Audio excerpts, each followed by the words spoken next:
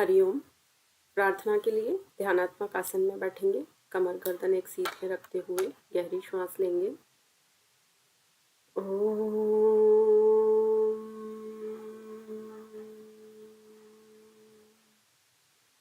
ओंकार बिंदु संयुक्तम नित्यं ध्यायन्ति योगिनः कामदं मोक्षदं चैव ओंकाराय नमो नमः।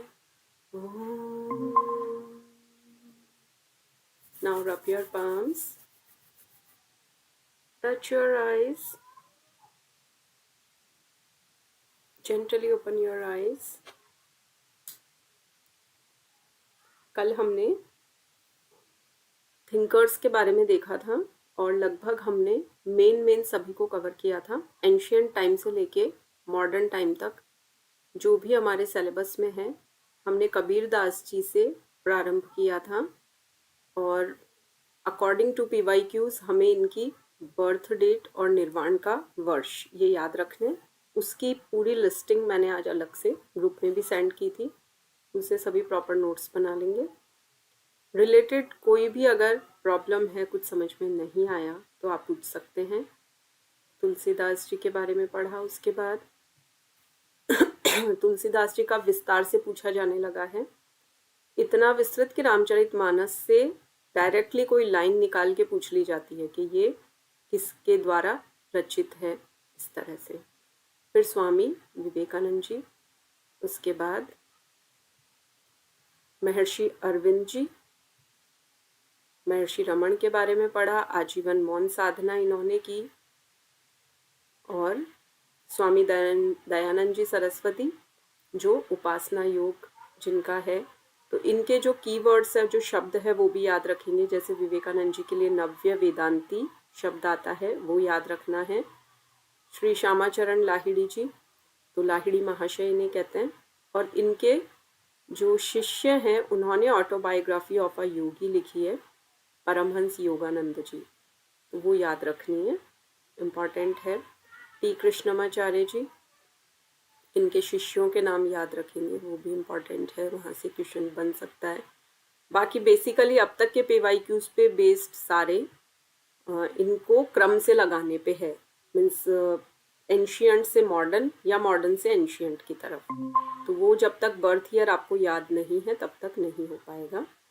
फिर आगे बढ़ेंगे हमने स्वामी राम जी के बारे में पढ़ा। इन्होंने वैज्ञानिकों के सामने कई बार अनुसंधान के समय, ऐसे रिसर्च के समय अपनी ब्रीदिंग कंट्रोल करके, बॉडी टेम्परेचर कंट्रोल करके दिखाया, तो ये इनकी बड़ी एक विशेष बात कही जा सकती है। और इनके द्वारा जो स्थापित यूनिवर्सिटीज़ है वो भी याद रखेंगे, इम्पॉर्टेंट है। 1989 उत्तराखंड में Himalayan institute hospital trust establish किया। 2013 देहरादून में स्वामी राम हिमालयन यूनिवर्सिटी इन्होंने स्थापित की, और इन्हें शंकराचार्य जी बनने का गौरव भी मिला था करवी पीठ के। अब आज हम पढ़ेंगे महर्षि महेश जी योगी के बारे में। तो इनका आपको प्रैक्टिकली भी ये पार्ट आएगा। प्रैक्टिकल कहाँ आएगा? जब आप लास्ट यूनिट करेंगे तो उसमें ध्यान के बारे में जहाँ पे बात है वहाँ ट्रांसेंडेंट मेडिटेशन की बात आएगी। तो ये उस आंदोलन के प्रवर्तक कहलाते हैं। इनका जन्म हुआ छत्तीसगढ़ के पांडुप गांव में, और 12 जनवरी देखिए डेट मैच कर रही है, स्वामी विवेकानंद जी की भी यही बर्थ डेट है। 1918 ईयर है। तो ये सीक्वेंस अक्सर पूछ ली जाती है, बार बार मैं कह रही हूँ, तो आप इसकी गंभीरता समझकर, आई एम श्योर आपने अब तक लिस्ट बना ही ली होगी। इनका पहले जो नाम था, पूर्व नाम महेश प्रसाद श्रीवास्तव था। इन्होंने दीक्षा के बाद योगी शब्द लगाया, महर्षि महेश योगी। पिता का नाम श्री राम प्रसाद जी, गुरु जी का नाम स्वामी ब्रह्मानंद जी सरस्वती। इनका दर्शन अद्वैत वेदांत। अद्वैत आप जानते ही हैं, जहाँ द्वैत नहीं होता, ड्यूअलिज्म नहीं होता, वो अद्वैत है। योग और विश्व में इनका क्या योगदान रहा? ट्रांसेंडेंटल मेडिटेशन मूवमेंट, इन्होंने विश्व स्तर पे ध्यान को पहुंचाया। ट्रांस होता है विस्मृति, आत्मविस्मृति, जहां ध्यान, ध्याता, ध्येय तीनों एक हो जाते हैं। ये त्रिपुटी है, त्रिपुटी मतलब 3 पार्ट है, ध्यान, ध्याता और ध्येय, टारगेट भी, और जो कर रहा है वो भी, और जो साधन काम में आ रहे हैं वो भी। तो जब वो एक हो जाते हैं तो जो साधक होता है वो आत्म विस्मृति की स्थिति में चला जाता है, उसे अपने होने का बोध भी नहीं होता कि उसने बॉडी ली है तो पुरुष की है, स्त्री की है, उसके कितने जन्म हो चुके हैं, कितने बाकी हैं। तो ये समाधि की स्थिति हम कहेंगे। तो इसी को ट्रांसेंडेंट मेडिटेशन मूवमेंट कहते हैं, और ये वर्ल्ड लेवल पे लेके गए इसको। इनका उद्देश्य क्या था? मेंटल हेल्थ ठीक करना। तो जो मानसिक विकार, बीमारियां आ रही है तनाव की वजह से, वो ध्यान के माध्यम से ठीक करना। महर्षि यूरोपियन रिसर्च यूनिवर्सिटी, ये इन्होंने स्विट्जरलैंड में 1975 में एस्टेब्लिश की थी। तो आपने भी सीक्वेंस देखी, हमने प्रारंभ कबीरदास जी से किया और अभी हम रिसेंट की तरफ आए हैं, तो हम 1975 में इन्होंने जो एस्टेब्लिश की वो चीज़ें भी पढ़ रहे हैं। 1995 महर्षि विद्या मंदिर, ये स्कूल्स इन्होंने ओपन की। तो ये भारत के 16 राज्यों में संचालित हो रही है, 144 कंट्रीज में, और कंट्रीज अलग अलग है तो भाषाएं भी अलग अलग होगी। तो जिस कंट्री की जो भाषा है उस भाषा में वहाँ पर शिक्षा दी जा रही है। तो महर्षि महेश योगी का आप सीक्वेंस याद रखेंगे, देन इनका ये नाम प्रॉपरली ट्रांसेंडेंटल मेडिटेशन मूवमेंट। अब और खास बात इनकी हम क्या देखेंगे, 2002 में इन्होंने राम मुद्रा की शुरुआत की। मुद्रा आप जानते हैं कॉइन्स होते हैं। एक टाइम था जो भी राजा होते थे वो सोने के, चांदी के, तांबे के, पीतल के जो भी सिक्के चलाते थे, वो अपने राज्य का कोई जो राष्ट्रीय ध्वज का चिन्ह है या अपनी फोटो या नाम, फिर जो ब्रिटिश आए उनके भी कॉइन्स आज भी कई घरों में मिलते हैं। दीपावली के दिन हम पूजा करते हैं, देखा होगा आपने। तो वैसे करके अभी टोटली करेंसी चलती है, कहीं पे भी अब कॉइन्स का इतना प्रचलन नहीं रहा है। लेकिन इन्होंने, महर्षि महेश जी योगी ने राम मुद्रा की शुरुआत की। और कहाँ इनको कानूनी मान्यता मिली? नीदरलैंड में। इनका इन्फ्लुएंस फॉरेन कंट्रीज में बहुत अच्छा था, तो वहाँ पे ये मेडिटेशन को लेके गए। तो जो भारत भूमि से निकला, हमारे वैदिक धर्म से निकला, उसका इन्होंने वहाँ प्रचार किया। और कुछ गांव तो ऐसे हैं जहाँ आज भी वो राम मुद्रा चलती है, मान्य है। इसका मतलब उनका कोई ऐसा इन्फ्लुएंस, प्रभाव रहा है। राम पंचायत चलती है। अब इनकी बुक्स की बात करें तो the science of being and art of living, ये इनकी महत्वपूर्ण पहली पुस्तक। इन्होंने अपने जो मेडिटेशन का चलाया था पंथ, ट्रांसेंडेंटल मेडिटेशन, उस पर इन्होंने पुस्तक भी लिखी है, मेडिटेशंस ऑफ महर्षि महेश योगी। और भगवद गीता पे a new translation, 7 drops of silk, feet of clay, God talks with Arjun आदि। तो इतना आई थिंक बुक्स के बारे में अभी नहीं पूछा गया है, बट एनटीए कैसे डिज़ाइन करता है नहीं पता। अभी रिसेंट देखिए विवाद कितना चल रहा है, एनटीए यूजीसी ने जो कुछ एक नया नियम लेके आए हैं, तो फिलहाल तो अभी सुप्रीम कोर्ट में केस है, लेट्स सी क्या रहता है आगे। अब इनका निर्वाण कब हुआ? फरवरी 2008 में। और कहाँ हुआ? नीदरलैंड में इन्होंने देह त्याग किया, ब्लू ड्रॉप नाम की जगह पर। तो आज नोट्स में ये सब प्रॉपरली नोट कर लेंगे, महर्षि महेश योगी जी की जो भी सारी जानकारी है। जैसे कल हमने दूसरे सभी थिंकर्स को पढ़ा था, हमारे 2 बचे थे, आज हम उन दोनों के बारे में भी अध्ययन कर रहे हैं। तो हमने महर्षि महेश जी योगी का देखा, अब हम देखेंगे पंडित श्रीराम शर्मा आचार्य जी। इन्हें क्या कहा जाता है? युग निर्माण के अग्रदूत। युग निर्माण, पूरी एक एज बदलने की रिस्पॉन्सिबिलिटी इनके ऊपर, एक नई तरह से फॉर्म करने की। तो इन्होंने सबसे अधिक जो साधना की, माँ गायत्री के बारे में और सूर्य उपासना। तो सविता देव की उपासना और माँ गायत्री की साधना इनकी मुख्य मानी जाती है। इनका जन्म 20 सितंबर 1911 है, आगरा आंवलखेड़ा उत्तर प्रदेश में हुआ। इनका निर्वाण 2 जून 1990 को शांति कुंज हरिद्वार में इन्होंने देह त्याग किया। इनके पिता का नाम पंडित रूप किशोर शर्मा, माता का नाम श्रीमती दान कुंवरी देवी। इनका महत्वपूर्ण योगदान, इनको युग दृष्टा मनीषी कहते हैं। पूरे एक युग की जो होने वाली घटनाएं हैं, संसार कैसे मोड़ लेगा, अब क्या आवश्यकताएं आने वाली है, तो दृष्टा बन के उन संभावनाओं को देख लेना। और मनीषी मतलब मनीषा यानी बुद्धि, इंटेलेक्चुअल, हाईली इंटेलेक्चुअल पर्सन। और ऋषि परंपरा के पुनरुद्धारक, पुनरुद्धार करना मतलब उद्धार करना किसी का।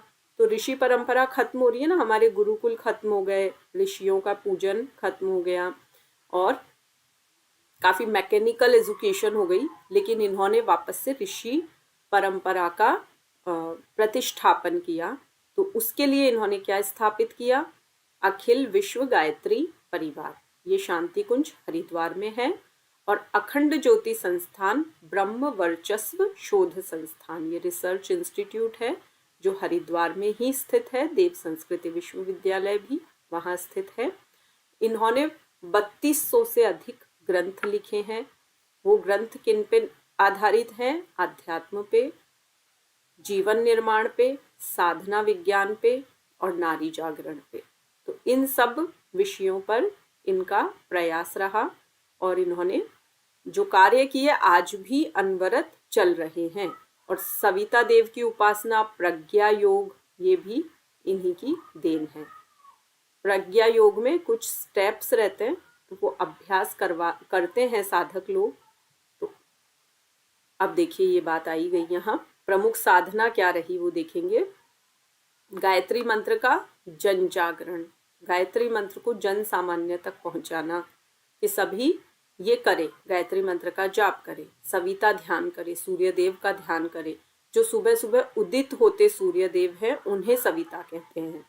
तो सूर्य देव 3 रूप में आते हैं, बाल सूर्य, फिर युवा होते हैं और अभी जो अस्त हो रहे हैं वो वृद्ध रूप में आ गए हैं। तो जो मॉर्निंग में डॉन के समय, उषा काल के समय जो उदित हो, सविता ध्यान और प्रज्ञा योग इनकी प्रमुख साधना रही। आत्मा परमात्मा के मिलन हेतु साधना पथ का सरल मार्ग।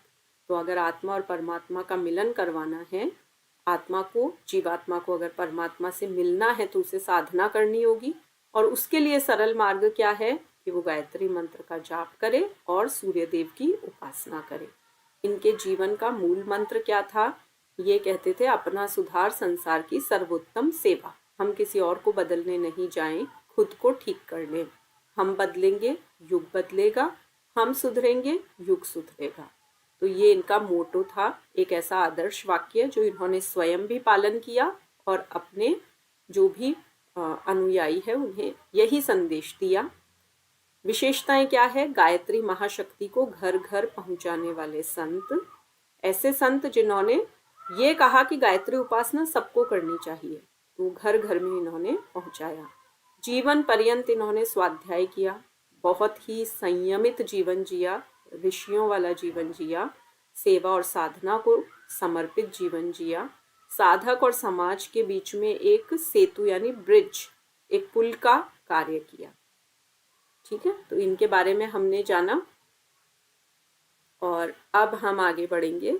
जो हमारे 2 थिंकर्स कल शेष रहे थे वो हमने कवर कर लिए। आज मैंने सिंपली ये दिखाया है जो कि मैं आपको ऑलरेडी ग्रुप में भेज चुकी हूँ कि आपको लर्न करने की एक ट्रिक हो सकती है कि सबसे पहले कबीरदास जी बड़े हैं, फिर उनसे छोटे तुलसीदास जी, फिर सूरदास जी। तो आप इसी सीक्वेंस में लिखेंगे। आप जब टेबुलर फॉर्म में बनाएंगे तो इधर जन्म, इधर उनका निर्वाण लिखेंगे और कुल कितने वर्ष जिए। ये एक ट्रिक आप लगा सकते हैं कि 120 वर्ष जिए थे। तो अगर आपने केवल ये लर्न किया है 1398, तो आप 120 उसमें प्लस करेंगे तो अपने आप ही 1518 आ जाएगा। तो 2 चीज लर्न ना करें। अगर आपको उनका निर्वाण का वर्ष याद रह गया तो उसमें से 120 वर्ष घटा देंगे, माइनस कर देंगे तो 1398 आ जाएगा। इसी तरह से आपको इन तीनों महाकवियों के बारे में, भक्त कवियों के बारे में लर्न करना है। और ये है एकदम सीक्वेंस से है। जन्म सबसे पहले स्वामी दयानंद सरस्वती जी का हुआ, फिर लाहिड़ी महाशय का हुआ, फिर विवेकानंद जी। मतलब ये एल्डर से यंगेस्ट की तरफ आ रहे हैं। ठीक है, ओल्डेस्ट से यंगेस्ट, जो बड़े हैं वो ऊपर है और नीचे स्वामी राम जी सबसे छोटे हैं इन सब थिंकर्स में जो हमारे सिलेबस में दिए हुए हैं। तो स्वामी राम जी का 1925 का बर्थ है।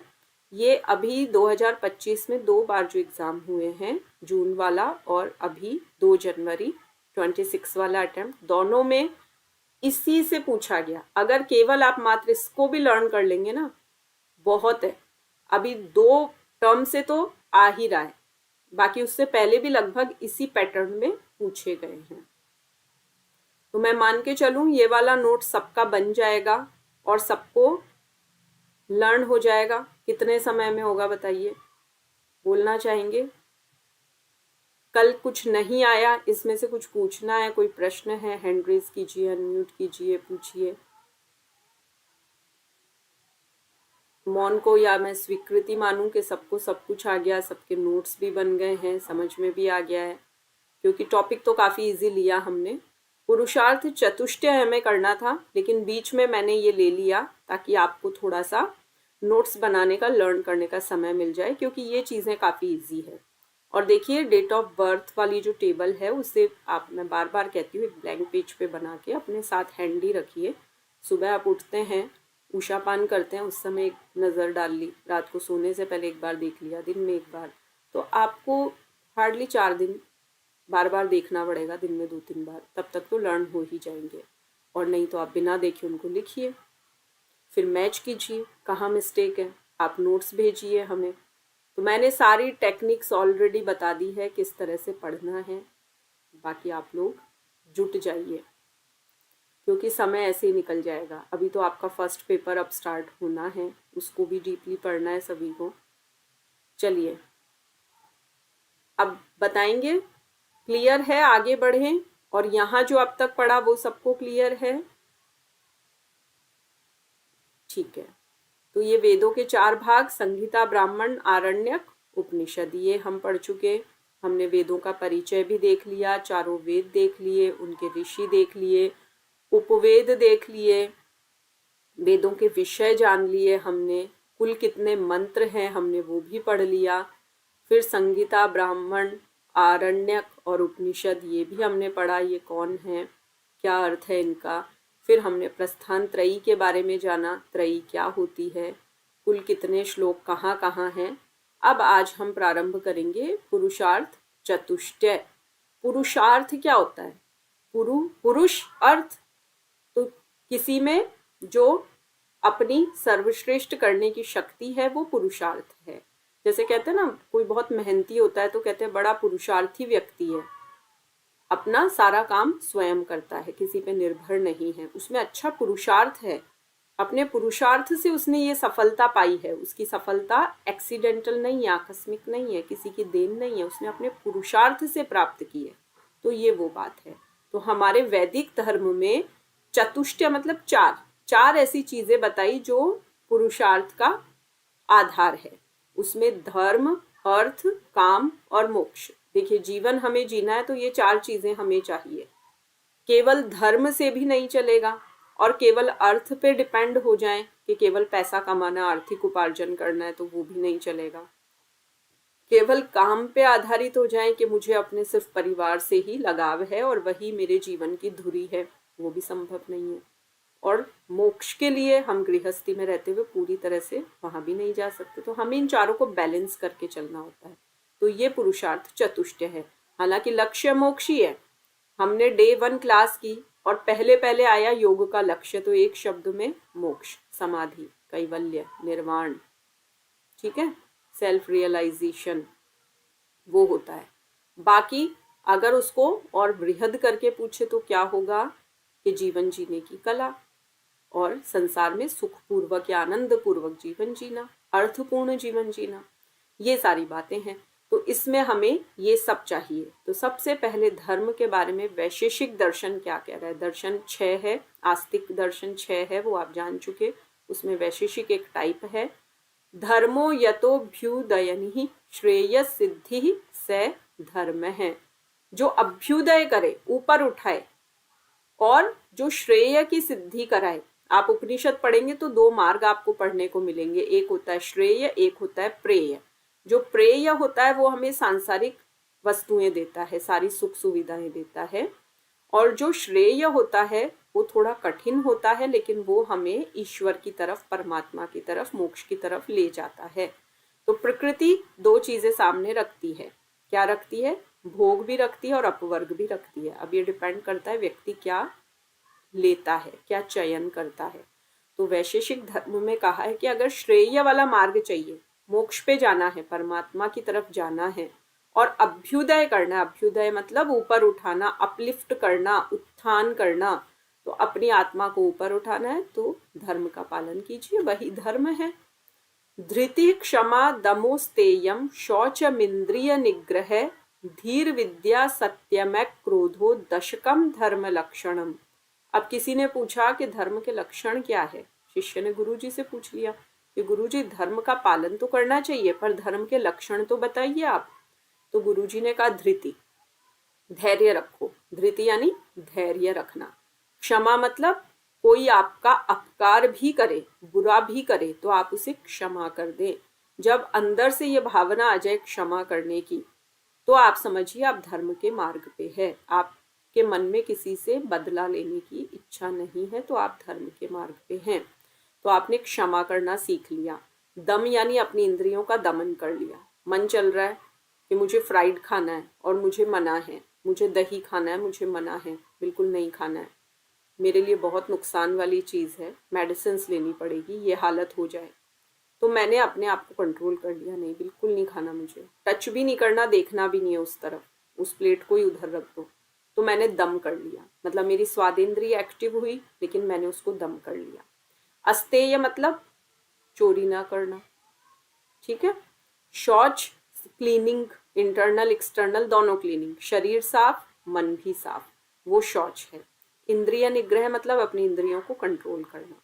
जैसे कोई संकट होते कछुआ अपनी इंद्रियों को ऐसे सिकोड़ लेता है ना अंदर, तो वैसे ही हम भी जहां हमारा मन चले वहां मन को ऐसे कंट्रोल कर ले कि मूवी देखने की इच्छा है बट नहीं, मेंटल हेल्थ के लिए भी अच्छी नहीं है और अभी मेरे एग्जाम है, मुझे नहीं देखनी है, मैंने कंट्रोल कर लिया। तो मैंने अपनी इंद्रियों का निग्रह कर लिया है। धीर विद्या सत्यमय क्रोधो, तो और क्या है? धीर विद्या, धी यानी वही धृति के सेंस में शब्द आता है, विद्या मतलब नॉलेज, लर्निंग, और सत्य, सत्य आप जानते हैं, ये सत्याचरण करना, मन वचन कर्म से सत्य बोलना। और अक्रोध, यहाँ आपको क्रोध दिख रहा होगा, आपको लग रहा होगा मैं इसको अक्रोध क्यों कह रही हूँ, तो देखिए ये जो मैं है ना, मैं शब्द, इसमें ए छिपा हुआ है। तो संस्कृत में है ना ऐसे संधि करके लिख देते हैं, दो शब्दों को मिला के लिख देते हैं। तो आपको ये मैं करना है आधा, हलंत मतलब नीचे एक टेढ़ी लाइन लगती है उसको हलंत कहते हैं, तो आधा मैं बनाओगी तो ए डिटैच हो जाएगा, तो इसे कहेंगे अक्रोध। क्रोध नहीं करना, कैसी भी सिचुएशन आए क्रोध पे नियंत्रण रखना है, किसी भी हाल में क्रोध नहीं करना है। ये 10 क्या है? धर्म के लक्षण हैं। आचार है परमो धर्म है, तो भाई अच्छा आचार रखिए, अपना व्यवहार अच्छा रखिए, यही धर्म है, परम धर्म है यही। स्वकर्म निरतो यस्तु धर्म है स निश्चय है। वन पर्वों में क्या कहा गया है? पर्व होता है पार्ट, जैसे कोई चैप्टर्स होते हैं ना, जैसे आप हिरण संहिता पढ़ते हैं तो वहां पे सप्तांग योग उपदेश कहा गया है, 7 उपदेश है। उधर चतुरंग योग हठ प्रदीपिका में 4 अलग अध्याय है, उपदेश है। तो ऐसे स्मृतियों में, उपनिषदों में पर्व कह देते हैं। तो पर्व का मतलब यहाँ फेस्टिवल मत समझ लेना, त्योहार मत समझ लेना, चैप्टर से मतलब है, ठीक है, अध्याय। तो वन पर्व एक जो पार्ट है वहां कहा गया है कि अपने कर्म में निरत रहना, मतलब मुझे औरों से नहीं है, मतलब पंचायती नहीं करनी, उसका क्या काम है उसने नहीं किया, नहीं, मुझे मेरा पता रखना है, मेरी क्या ड्यूटीज है, मेरे क्या कर्तव्य हैं, मुझे वो करने हैं और मैं उसमें निरत हूँ। निरत मतलब बिजी, उसमें लगी हुई हूँ। तो ये निश्चय ही धर्म है। मैंने अपने धर्मों का पालन किया, जो जो मेरे कर्तव्य हैं, अपने कर्म निष्काम भाव से किए, यही धर्म है, ये वन पर्व में कहा है। तो धर्म थोड़ा सा विस्तार से बताया, अर्थ मतलब आप समझिए कि सांसारिक जीवन जीने के लिए जितनी आवश्यकता है, ऐसा नहीं कि मेरे 2 4 6 बंगलोज है उसके बाद भी मैं लगी पड़ी हूँ सारे दिन कि मुझे और चाहिए, ऐसा नहीं, जितनी मेरी आवश्यकता है उतना मैंने अर्जित किया, सुखपूर्ण एक संतुलित जीवन जीने के लिए, वो अर्थ है। और काम यानी अपने परिवार के साथ स्नेह से अच्छी तरह से सुख पूर्वक आनंद पूर्वक रहना, ये काम है। बाकी तो काम एक ऐसी अग्नि है, जितना डालोगे उसमें आहुति वो उतनी ही बढ़ती जाएगी। अगर आपके पास एल्टो है तो स्विफ्ट चाहिए, स्विफ्ट है तो फिर आपको ऑडी चाहिए, ऑडी है तो उससे भी आप आगे कुछ और ढूंढने जाओगे, तो वो नहीं, एक बैलेंस रखना, संतुष्ट होना, पुरुषार्थ से जितना मिला उसका आनंद पूर्वक उपभोग करना, और मोक्ष तो आप जानते ही हैं। तो इसमें धर्म को अगर मोक्ष को साधना है तो धर्म की जरूरत पड़ेगी, और काम को साधना है तो अर्थ की जरूरत पड़ेगी। अब अगर परिवार में अच्छी तरह से रहना है तो अर्थ तो चाहिए ना। कोई भी गरीब व्यक्ति परिवार में आवश्यकताओं की पूर्ति अगर नहीं कर पा रहा है तो वो परिवार संतुष्ट नहीं रहेगा, कहीं ना कहीं कोई असंतोष चलता रहेगा। तो हमने आज अभी क्या जाना? पुरुषार्थ चतुष्टय। चतुष्टय मतलब 4 चीजों का ग्रुप, समूह। वो 4 क्या है? धर्म, अर्थ, काम, मोक्ष। ये मनुष्य के ही वश की बात है। क्या कोई एनिमल ऐसा कर सकता है? कोई गाय, कुत्ता, पक्षी, कीट, जानवर, वो धर्म, अर्थ, काम, मोक्ष नहीं। उसको सिर्फ ये पता है सुबह उठना है, भूख लगी है, जो मिले खाना है। हाँ, उसके लिए वो कोशिश करते हैं, शिकार करने जाते हैं, लेकिन वो कहीं भी मोक्ष की साधना, कोई भी ऐसी धर्म की साधना नहीं करते ना। तो ये मनुष्य जीवन का ही सौभाग्य है कि उसे पुरुषार्थ चतुष्टय का अवसर मिले। तो आपको ये 4 नाम याद रखने अच्छी तरह से। देखिए, ये चीजें बेस होती है। आप जब भी योग पढ़ते हैं तो आपको वेद, उपनिषद, ये सब पढ़ने हैं, और इनका बेस क्या है वो आपको जानना है। अब देखेंगे कि पहले जो वर्ण व्यवस्था थी वो क्या थी। वर्ण मतलब जो समाज की एक व्यवस्था होती है, अलग अलग वर्ण होते हैं, वो क्या है। तो वेदों में 4 आश्रम होते थे पहले। सबसे पहले आश्रम जानेंगे हम। तो ये माना जाता था कि मनुष्य की आयु 100 वर्ष है। हर ग्रंथ ये मान के चल रहा है एवरेज 100 ईयर्स। अब वो धीरे धीरे रिड्यूस होती जा रही है, हाइट भी तो कम हो रही है। आप महाराणा प्रताप की, उनके दादाजी की, परदादाजी की हाइट सुनेंगे 7 फीट से अबव। अभी एवरेज 5.5 फीट होती है, 6 तक पहुंचते हैं, बस इससे ऊपर नहीं होती है। तो एज भी कम होती जा रही है। तो प्रत्येक आश्रम की अवधि पहले 25-25 मानी गई थी। तो 100 को 4 पार्ट्स में डिवाइड कर दिया। तो पहले जो 25 वर्ष थे वो ब्रह्मचर्य आश्रम। देखिए, आप लोग नेट JRF की तैयारी कर रहे हैं, आप फर्स्ट पेपर पढ़ेंगे, उसमें 10th यूनिट आएगा, वहाँ पे भी ये पढ़ना है। तो इसको अभी ही ध्यान से कर लीजिए, तो वहाँ आपको दुगनी मेहनत नहीं करनी पड़ेगी। बहुत ध्यान से करके अभी का अभी एकदम सेट कर लो। बहुत इंटरेस्टिंग कहानी की तरह है कि एक बच्चा जब जन्म लेता है तो तब से 25 साल तक, वर्ष तक ये माना जाता है कि इसका ब्रह्मचर्य आश्रम चल रहा है। इसको विद्यार्थी जीवन है ये। इसका क्या कर्तव्य है? शिक्षा प्राप्त करे, गुरु की सेवा करे, संयम रखे और ब्रह्मचर्य का पालन करे। ठीक है। तो पहले तो क्या करते थे? गुरुकुल में भेज देते थे। अब गुरुजी के नियंत्रण में मोबाइल, टेलीविजन, मनोरंजन के ऐसे कोई साधन होते ही नहीं थे। तो वहां पे तो सब काम अपने हाथ से करना है, स्वावलंबन। लकड़ी भी खुद काट के लाएंगे, भोजन भी बनेगा सबके लिए एक सा, हर वर्ण के लिए। राजा का पुत्र है राजकुमार, तो वो भी वही खाएगा जो साधारण बालक खाएगा। तो कोई डिफरेंस होता ही नहीं था। साधारण वस्त्र होते थे, 2 जोड़ी कपड़े होते थे, कोई बनाव श्रृंगार के साधन नहीं होते थे। अगर ये चीजें होगी तो अपने आप आत्मनियंत्रण भी आएगा, सेल्फ कंट्रोल आएगा, और ज्ञान की नींव तैयार होगी। फिर ये नहीं कि मेरी ड्रेस इससे बेटर है या उसकी मुझसे बेटर है, कंपैरिजन ही नहीं है। तो ज्ञान की नींव अपने आप ही तैयार हो गई कि सिर्फ पढ़ना ही है। तो फाउंडेशन कितनी अच्छी बनी, देखिए। तो ब्रह्मचर्य आश्रम हुआ। 25 साल तक आश्रम में रह के पढ़ाई करके गुरुजी को दक्षिणा देकर, गुरुजी जो उन्हें उचित लगता कि इससे ये लेना चाहिए वही लेते थे।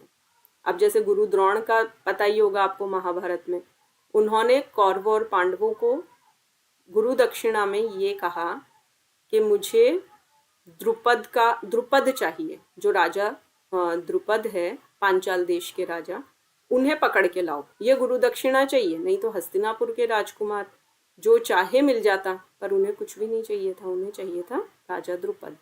तो वो कौरव नहीं ला सके, पांडव लेके आए। तो गुरुजी ये सामर्थ्य देख के ही शिष्यों से कहते थे, गुरु दक्षिणा लेते थे। उसके बाद जब ब्रह्मचारी वहां से निकलता तो उसके पास क्या डिग्री होती थी, क्या बोलता था वो अपने आप को, मैं स्नातक हूँ। आधा से ना तक, स्नातक।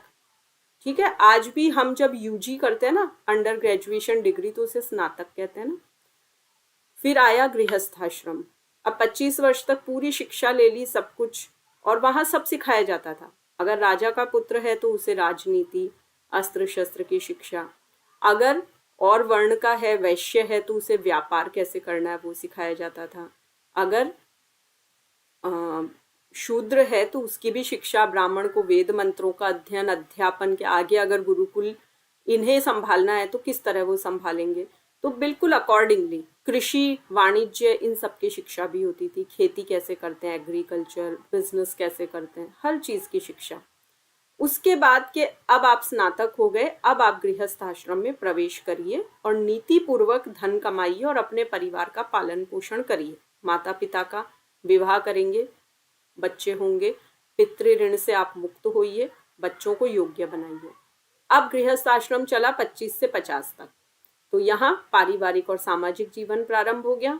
कर्तव्य क्या है कि विवाह करो, संतान का पालन करो, यज्ञ करो, दान करो, समाज सेवा करो। और लक्ष्य क्या है, धर्म, अर्थ और काम की मर्यादित पूर्ति। मर्यादित शब्द ध्यान रखना, ऐसा नहीं अननेसेसरी चीजें आप लिए जा रहे हैं और अनीति से धन कमा रहे हैं। बिल्कुल मर्यादित, मर्यादा में जितनी आवश्यकता है उतना आपने उपभोग कर लिया। अब 50 वर्ष का अगर व्यक्ति हो गया तो अब हमारे शास्त्र कहते हैं कि उससे धीरे धीरे विरक्त होना है। अभी घर नहीं छोड़ना है, रहना घर में ही है, बट इंटरफेयर नहीं करना है। बच्चों की लाइफ में गाइडेंस देना है। बच्चे आए, सलाह मांगे, दो, गाइडेंस दो, बट नो इंटरफेरेंस। बिल्कुल भी इंटरफेयर नहीं करना है, उन्हें अपने आप आगे बढ़ने देना है। तो धीरे धीरे डिटैच होते जाना है। कर्तव्य क्या है, अपना ध्यान कहाँ लगाना है, ध्यान में, तप में, आत्मचिंतन करो, सेल्फ एनालिसिस करो, मैं किस तरह से ईश्वर की तरफ उन्मुख हूँ, आगे बढ़ूं, कैसे मेरे जीवन में अध्यात्म आए, ये सब। और धर्म का प्रचार करना। अब यहाँ वैराग्य की भावना धीरे धीरे आनी चाहिए। अब आया 75, तब आपको सन्यासी बन जाना है। तो सन्यासी को बिल्कुल भी ठहरे हुए पानी की तरह नहीं रहना है, बहते पानी की तरह रहना है। जैसे पानी बहता है, ठहरता नहीं है, तो साफ रहता है। तो सन्यासी भी कहीं यहाँ एक जगह डेरा डाल के नहीं, बिल्कुल नहीं, एक गांव से दूसरे गांव या जंगल में चले जाए, वहां अपनी कुटिया बना ले। जैसे ही महाभारत युद्ध समाप्त हुआ तो विदुर जी कुंती, माता गांधारी और धृतराष्ट्र, ये सब वन में चले गए थे, सन्यास ले लिया इन्होंने। अब कोई मतलब नहीं है राज्य कैसा चल रहा है, सही चला रहे हैं, गलत चला रहे हैं, वहां बैठ के भी चिंतन नहीं करना है कि बेटों ने सब बर्बाद कर दिया या ठीक कर रहे हैं, कुछ नहीं, बिल्कुल टोटली डिटैच। अब संपूर्ण त्याग कर लिया है, मोक्ष की ओर प्रस्थान है, ईश्वर साधना, आत्मज्ञान, संसार से पूरी तरह से विरक्त हो जाना है और लक्ष्य केवल एक मोक्ष प्राप्ति, उसी के लिए सारे साधन अपनाने हैं। तो आश्रम व्यवस्था जो थी पहले, वो जीवन को क्रमबद्ध रूप से आत्मोन्नति की ओर ले जाती है। मैं ये मान लूं ये चारों स्टेप सबको क्लियर हैं, ठीक है। वैदिक व्यवस्था, आश्रम व्यवस्था के जो है चारों आश्रम बिल्कुल समझ में आ गए सभी के। चलिए अब वर्ण व्यवस्था की तरफ बढ़ेंगे हम। वर्ण व्यवस्था क्या होती है, तो देखिए, सृष्टि में जब सृष्टि उत्पन्न हुई तो एक विराट पुरुष, ऐसी कल्पना कीजिए, कल्पना क्या एक्चुअल बात है,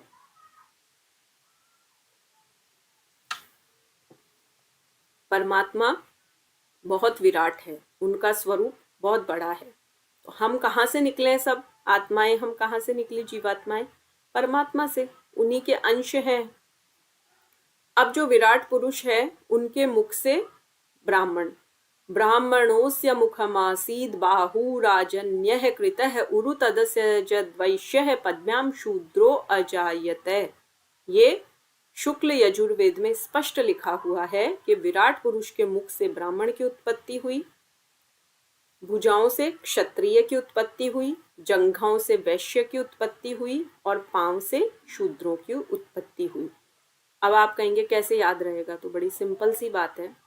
ब्राह्मण का काम है बोलना, पठन और पाठन करना, मंत्रों का उच्चारण करना, तो भाई मुंह से उत्पन्न हुए इसलिए।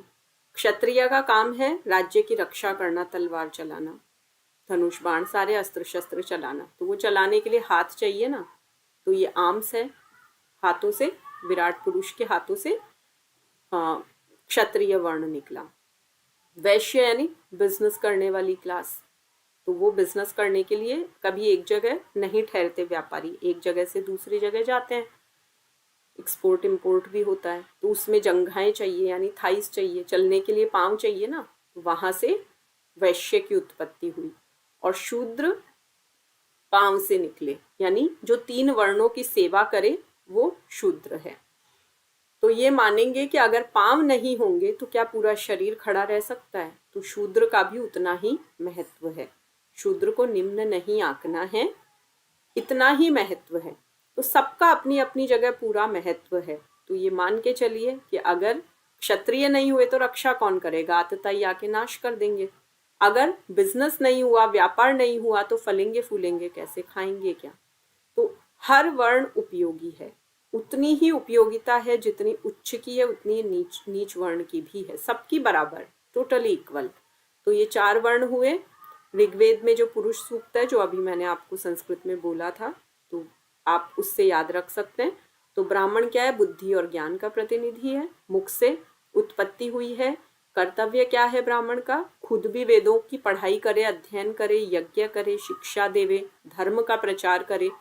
और लक्ष्य क्या है, समाज को ज्ञान और दिशा देना।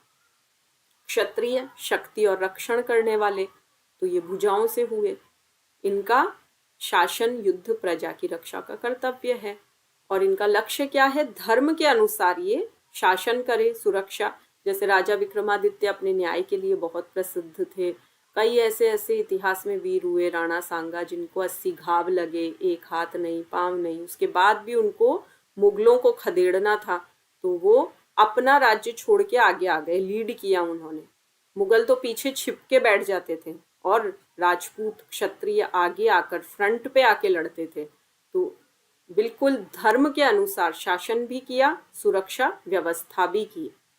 तो इतनी वीरता हो तो वो क्षत्रिय सार्थक है। वैसे ही वैश्य का काम क्या है, समृद्धि और सेवा, तो समृद्धि लाने का काम वैश्य करते हैं। ये उरु यानी जांघों से उत्पन्न हुए। कृषि करना, गाय का पालन, मतलब गाय से केवल गाय मत लेना, पशुपालन, भैंस, बकरी, ऊंट, ये जितने भी ट्रेडिंग में काम आते हैं जानवर, उन सब का पालन, ये सब। तो आर्थिक संतुलन लाना, समाज को रिसोर्सेज देने का काम ये वैश्य करते हैं। शूद्र ये कर्म के प्रतिनिधि है, ये श्रम ना करे, इनके बिना एक भी दिन ना चले। तो विराट पुरुष के पैरों से इनकी उत्पत्ति हुई, ये सेवा करते हैं तीनों वर्णों की।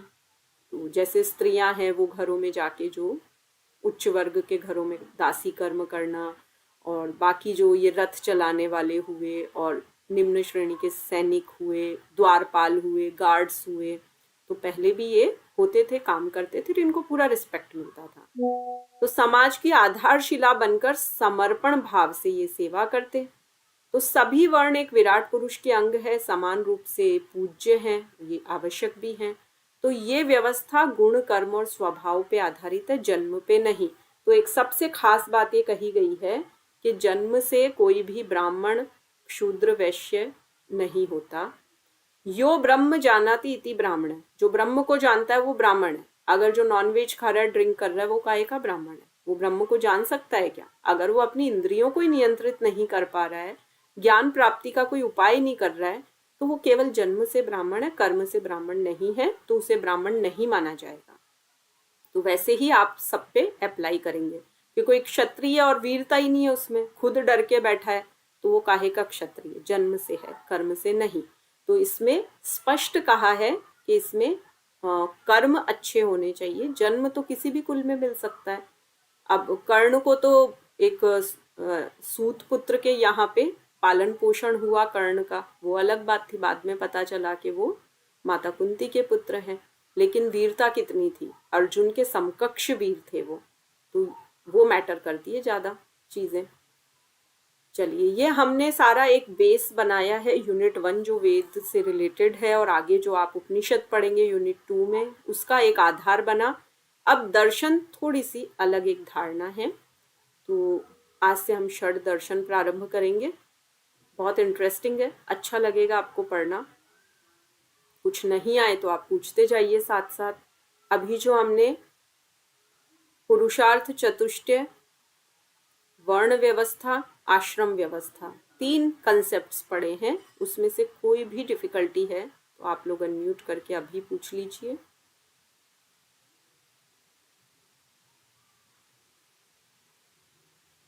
मौनम स्वीकृति, मौन यानी सब आ गया, कोई डिफिकल्टी नहीं है, आगे बढ़े। चलिए, षड दर्शन की सामान्य अवधारणा। फिलॉसफी शब्द कहाँ से उत्पन्न हुआ है? तो फिलॉसफी शब्द की उत्पत्ति लैटिन भाषा के 2 शब्दों से हुई है, फिलॉस सोफिया, प्रेम और ज्ञान। तो फिलॉसफी का अर्थ क्या है? ज्ञान के प्रति प्रेम।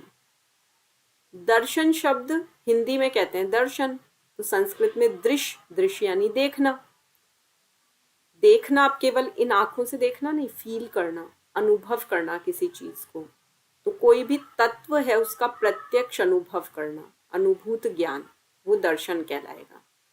हम मंदिर जाते हैं तो प्रभु का बड़ा सुंदर श्रृंगार होता है, तो इन आंखों से हम देखते हैं कि इस रंग की ड्रेस पहनी है, ऐसा श्रृंगार है, इस रंग के पुष्प हैं, बड़े सुंदर से तिलक लगा हुआ है, ये आगे ऐसी ऐसी सजावट है। अब ये तो हमने इन आंखों से देख लिया। अब हम अपने मन की बात अपने प्रभु जी से कहते हैं, और वहां से जो जवाब हमें मिलता है वो हम मन की आंखों से ही करते हैं ना, वहां इन आंखों का कोई रोल नहीं है। तो वो है दर्शन। तो दर्शन का अर्थ आप ये नहीं लेंगे मंदिर गए, देखा और आ गए। तो जहां आप हृदय से, भावों से कुछ अनुभव कर पाते हैं, वो अनुभूत ज्ञान दर्शन है। तो इसका अर्थ देखना, अनुभव करना, अनुभूत ज्ञान, ये वही बात ऊपर जो लिखी है वही है। तो मैं मानू दर्शन शब्द का अर्थ आप समझ गए, नहीं भूलेंगे। अब हम देखेंगे, ये पहले भी हम देख चुके हैं, ये आपको याद भी हो गया है। षड दर्शन है, 6 आस्तिक दर्शन है। अब आस्तिक नास्तिक का भेद जान लीजिए।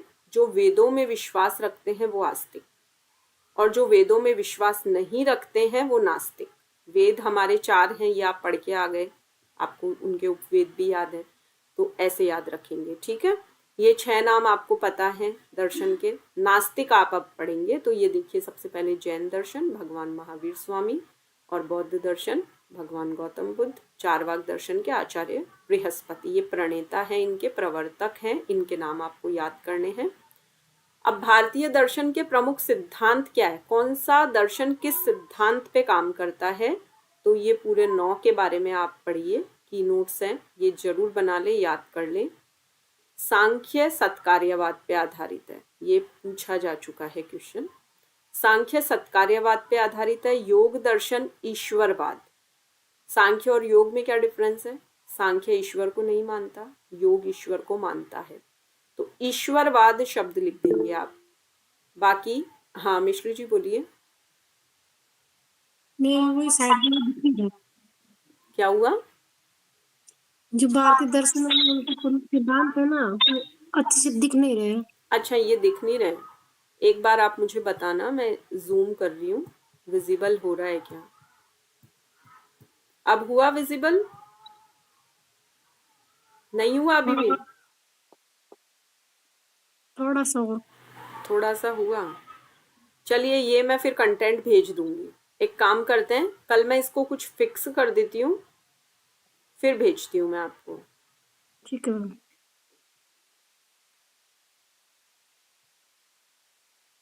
अभी हम इससे आगे वाली स्लाइड देख लेंगे।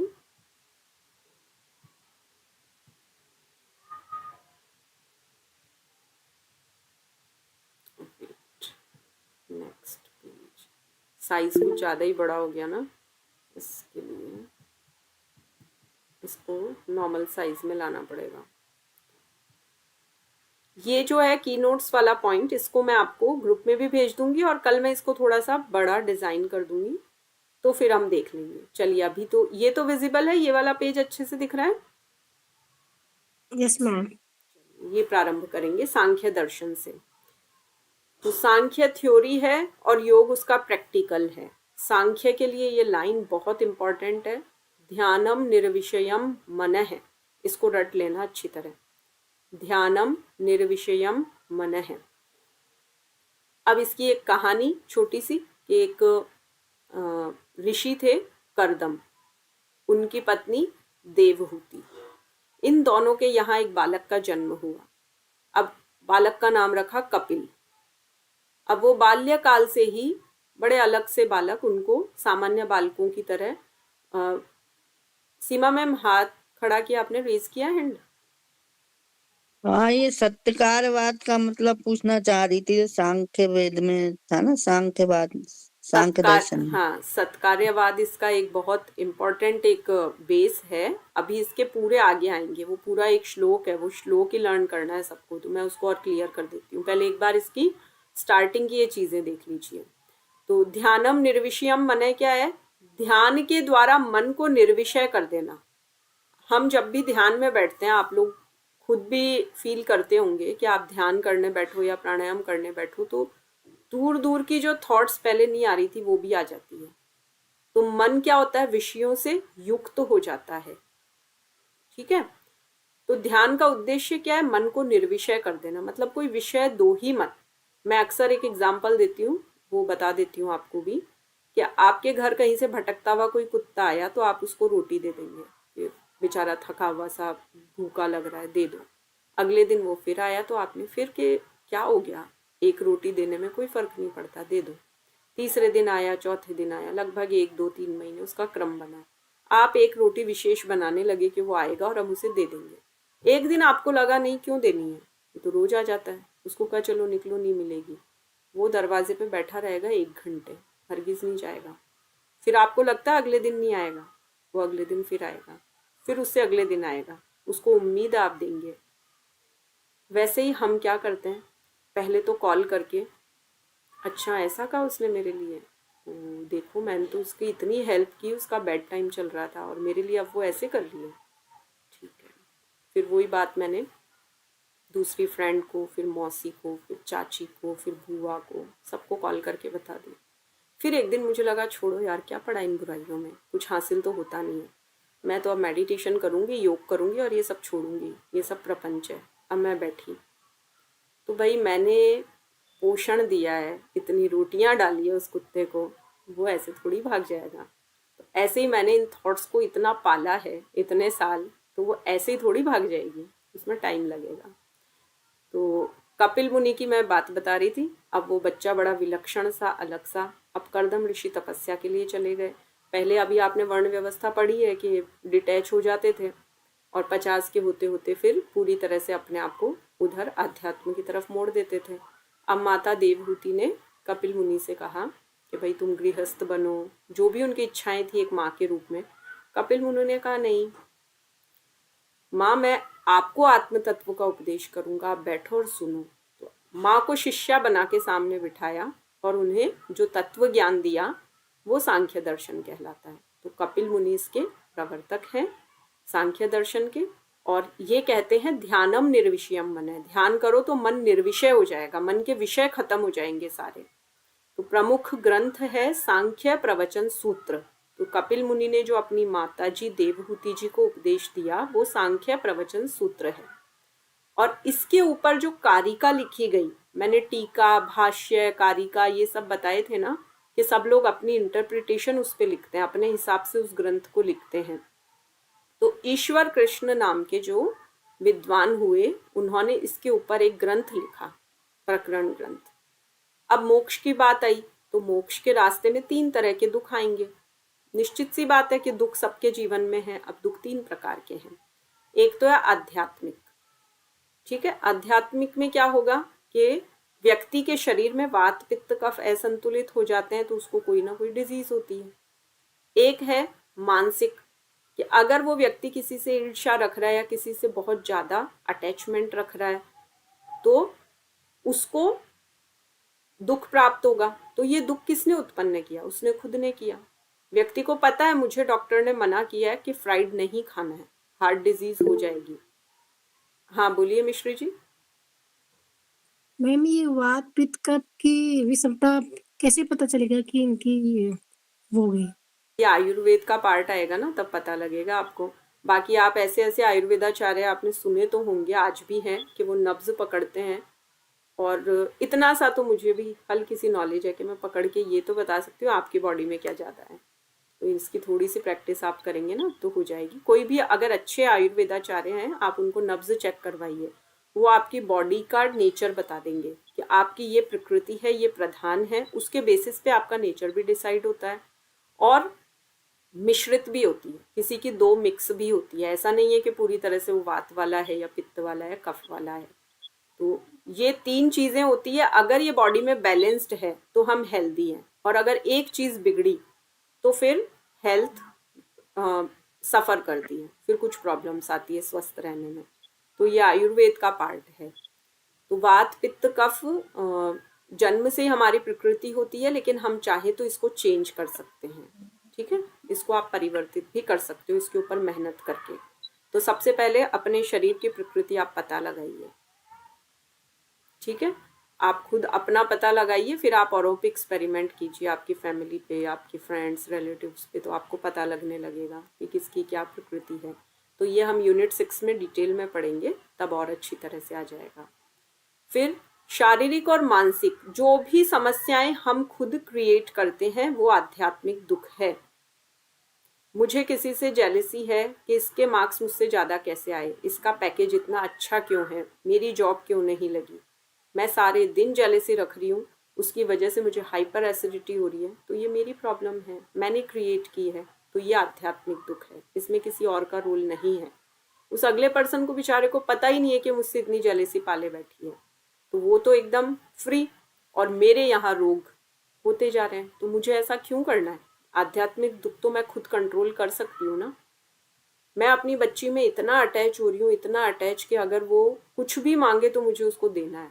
वो चीज़, मोबाइल उसके लिए ठीक नहीं है बट मैंने दिलवा दिया, तो ये मेरा अत्यधिक राग की वजह से, और ये दुख मैंने ही क्रिएट किया है कि फिर उसकी हेल्थ पे नुकसान हो रहा है। उसने जंक फूड मांगा, मैंने दे दिया अपने प्रेम की वजह से। प्रेम नहीं, वो मोह होता है। तो फिर वो सफ़र करेगी तो सिंपली मैं सफ़र करूँगी। तो ये मेरा खुद का क्रिएट किया हुआ दुख है, मैं किसी और को ब्लेम नहीं कर सकती। तो ये हुआ आध्यात्मिक। अब आधि भौतिक है, जहाँ पे हमें किसी और व्यक्ति की वजह से, जैसे कोई जा रहा है और उसका एक्सीडेंट हो गया, उसको सांप ने काट लिया, कुत्ते ने काट लिया, तो ये सब तो आधि भौतिक, उसमें वो रिस्पॉन्सिबल नहीं है। दूसरा व्यक्ति या कोई जानवर, पशु पक्षी, ये रिस्पॉन्सिबल है।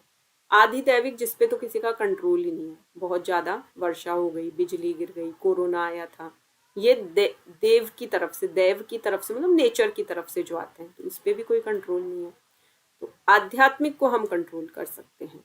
तो ये जो तीन दुख है ये तापत्रय कहलाते हैं। ये टेक्निकल शब्द आप याद रखेंगे, क्योंकि आप दर्शन पढ़ेंगे ना तो ये टेक्निकल वर्ड्स बहुत सारे आएंगे, और संस्कृत के श्लोक लर्न करेंगे तो भी ये शब्द आएंगे। तो तापत्रय कहते हैं इनको। अब इसमें भी तीन प्रकार के दुख की एकांतिक और आत्यंतिक निवृत्ति, मतलब क्या दुख से निवृत्त हुआ जा सकता है? अब जैसे मैंने अभी ये तीन बताए, तो मैंने फर्स्ट का बताया कि हाँ, इससे निवृत्त होना हमारे हाथ में है। दूसरे वाले का हम कह नहीं सकते कि हम तो नॉर्मली चले जा रहे हैं, सामने वाला अपने आप गाड़ी अगर ठीक नहीं चला रहा, और आदि दैविक तो बिल्कुल बियॉन्ड आर कंट्रोल।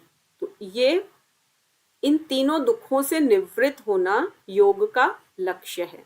अगर पूछें कि योग का लक्ष्य क्या है, तो तापत्रय से निवृत्त होना।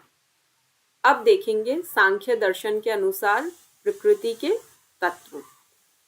तो सबसे पहले आपको पता होना चाहिए कि हमारे शरीर में 5 ज्ञानेंद्रियां हैं, 5 कर्मेंद्रियां हैं, और एक मन है। तो ये 11 इंद्रियां मुख्य कहलाती है। इनका आप पता रखेंगे। नाम सबके अलग अलग याद होने चाहिए। सूक्ष्म से स्थूल, स्थूल से सूक्ष्म, ये सीक्वेंस लर्न होनी चाहिए, सीक्वेंस ब्रेक नहीं करनी है। जैसे तन्मात्राओं की बात आती है तो शब्द, स्पर्श, रूप, रस, गंध, ठीक है, ऐसे लर्न करेंगे। अब नीचे से अगर पूछ ले तो गंध, रस, रूप, स्पर्श, शब्द। अब इनसे संबंधित इंद्रिय अगर पूछ ले तो पृथ्वी, जल, अग्नि, वायु, आकाश। अब आपको अगर बॉडी में चक्रास पता है अपने तो आप आराम से कर सकते हैं। सबसे नीचे हमारा जो मूलाधार चक्र है वो पृथ्वी हुआ, फिर उससे ऊपर हमारा स्वाधिष्ठान चक्र है वो जल हुआ, क्योंकि आप एनाटॉमी फिजियोलॉजी में देखिए वहाँ पे हमारी किडनीज होती है जो फिल्ट्रेशन का काम करती है, तो वहाँ जल तत्व हो गया ना। तो उससे ऊपर आए तो हमारी नाभि पे अग्नि रहती है जो जठराग्नि है, भोजन को पचाने का काम करती है, तो वो अग्नि हो गया। और फिर इससे ऊपर यहाँ हमारा अनाहत चक्र है, यही हमारा रेस्पिरेटरी सिस्टम है, लंग्स है हमारे, तो ये वायु से संबंधित हो गया। फिर आकाश, तो इससे ऊपर ये अनंत आकाश वाला है, यहाँ शब्द तन्मात्रा है। तो आप लोग ये महाभूत, तन्मात्राएं, 5 ज्ञानेंद्रिय, 5 कर्मेंद्रिय बिल्कुल सीक्वेंस से लर्न करके आएंगे। 5 ये लास्ट में महाभूत दिए हुए है ना, तो इसका आप चाहे स्क्रीनशॉट ले लीजिए, चाहे आप रिकॉर्डिंग में से लिखिए, या आपको आप मुझे याद दिला दे तो मैं कल पेस्ट कर दूंगी इसको ग्रुप में, अदरवाइज आप स्क्रीनशॉट लेके खुद लिखेंगे। देखिए जब हम मेहनत करते हैं ना, मेहनत का कोई शॉर्टकट नहीं होता, सक्सेस का कोई शॉर्टकट नहीं होता। सक्सेस चाहिए तो आप लॉन्ग ट्रैक एक अपनाते हुए स्मार्ट वर्क कीजिए। तो आप इसको अगर ध्यान से खुद लिखेंगे, हैंड रिटन करेंगे, तो आपको वो आधा तो वहीं क्रैम हो जाएगा, फिर आपके नोट्स भी रेडी हो जाएंगे। हर समय हम डिजिटली चीज़ें खोल खोल के नहीं देख सकते, हमारे पास हर चीज़ हैंडी होनी चाहिए, नोट्स होने चाहिए, तो हम उनको पढ़ के लर्न कर सकते हैं। इसमें से आप लोग बता दीजिए क्या सबके पहले से रेडी हैं? अगर आप नेट जीआरएफ की तैयारी कर रहे हैं तो डेफिनेटली आपने एमए किया होगा या आपकी एमए अभी चल रही होगी, वाईसीबी के कुछ लेवल्स भी हुए हैं, तो डेफिनेटली ये चीज़ें आई है। योग की पढ़ाई आप किसी भी लेवल की कीजिए, ये वहाँ सबसे पहले आती है।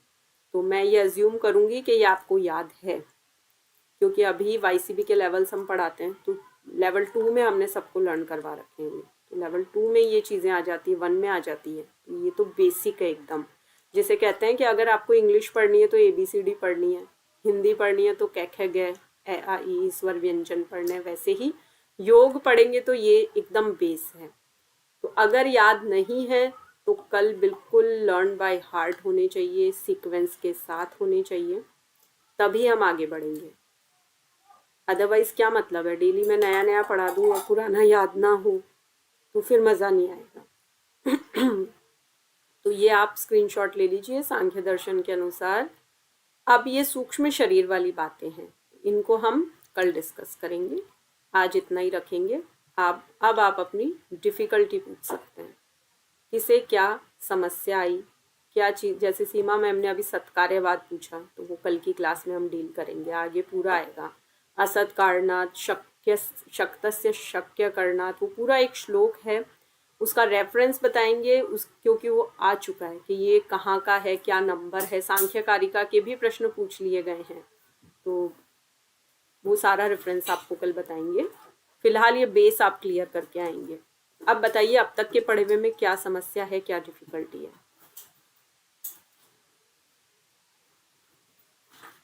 Everything is clear? सब कुछ समझ में आ गया?